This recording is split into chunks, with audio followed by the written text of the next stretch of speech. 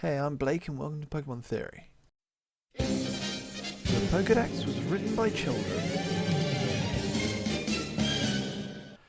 Now, I know you might think this is a bold statement, and whilst that is true, we're going to try and give as much evidence to support this theory as possible, because no theory is anything without evidence.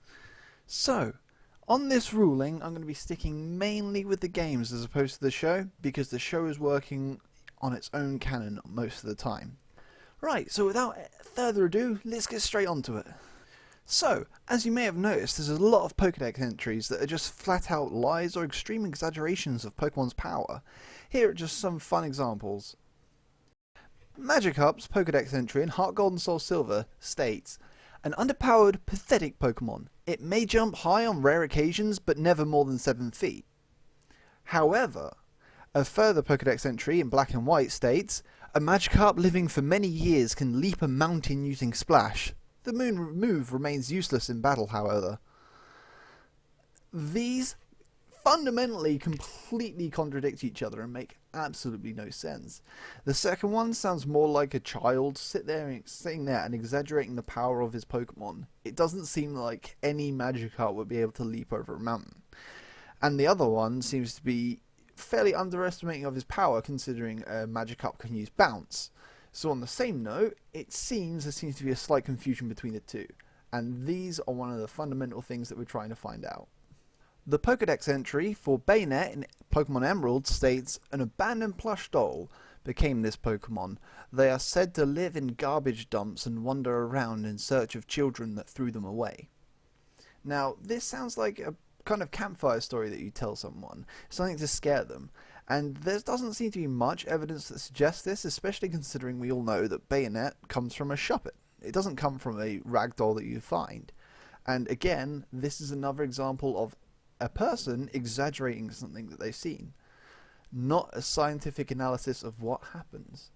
Blastoise's Black and White Pokedex entry states, "The jets of water it spouts from the rocket cannons on its shell can punch through thick steel." Now, just so you know, we have stuff that can make a water abrasive mixture cut through steel at the moment. The stuff we have runs at Mach 3 speeds with water pressure around 20,000 and 55,000 pounds per square inch. That is a fucking lot. Perfectly doable, but I would hazard on the fact that it can't do this, otherwise it would rip a Steelix a new asshole. Now, Macargo's Pokedex entry in Pokemon Sapphire states, "Macargo's body temperature is approximately 18,000 degrees Fahrenheit. Water is vaporized on contact, and if this Pokemon is caught in the raindrops instantly turn into steam, cloaking the area in a thick fog." Now, this is insane.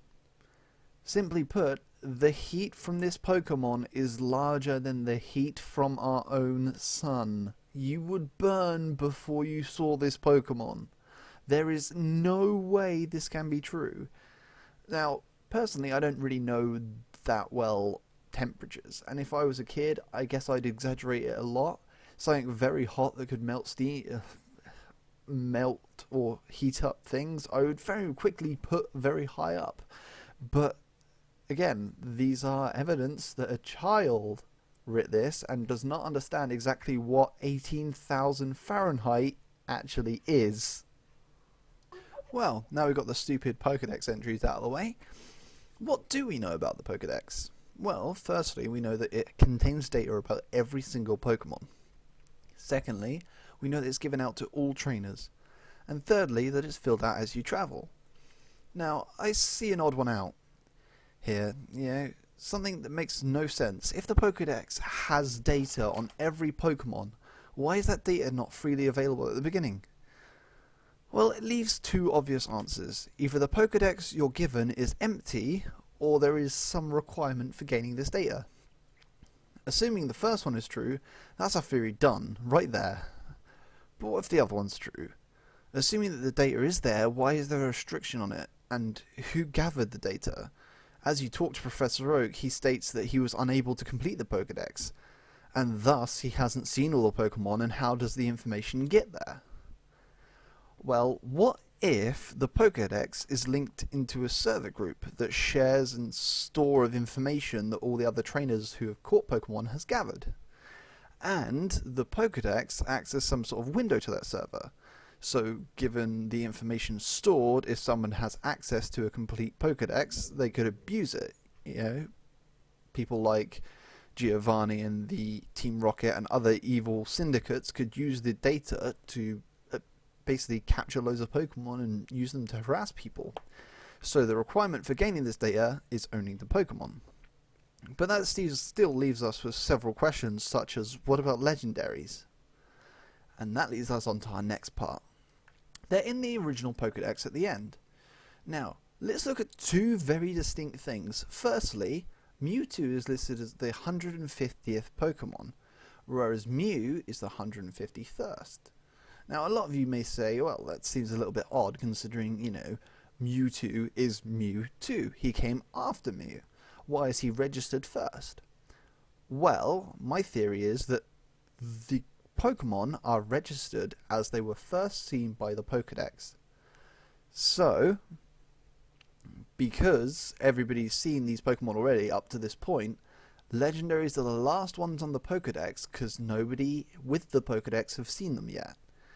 Meaning your player character, is the one who enters the information on these legendary Pokemon. Meaning that your character can't enter anything your character doesn't know. So let's look at the entries to see if we can prove this. With Mewtwo's Pokedex entry, it states, it was created by a scientist after years of horrific gene splicing and DNA engineering experiments.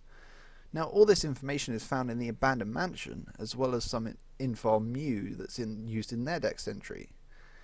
Pokemon like Zapdos and other legendary birds have very vague descriptions that were most likely tales told to Pokemon trainers. So there's nothing that we don't know about them. And very few pieces of information on other legendaries that could be found out by just being there.